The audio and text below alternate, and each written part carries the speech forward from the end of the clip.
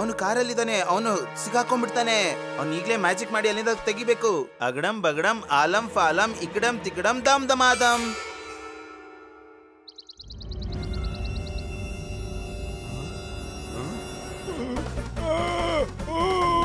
ಕಾಪಾಡಿ ಕಾಪಾಡಿ.